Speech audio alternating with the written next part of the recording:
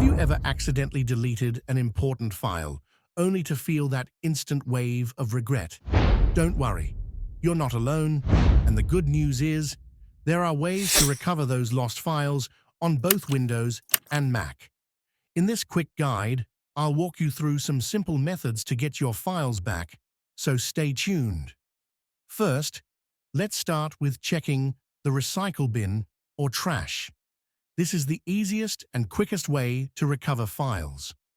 On Windows, go to the recycle bin icon on your desktop, open it, and search for your file.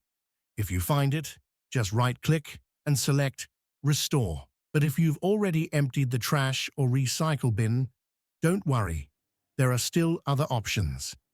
The next option is File History on Windows and Time Machine on Mac. For Windows users, if you have File History set up, you can easily retrieve an older version of a file. Just go to the folder where the file was located, right-click, and select Restore Previous Versions. On a Mac, you can use Time Machine if it's enabled. Open Time Machine from your applications or menu bar, go back in time to find the deleted file, and click Restore.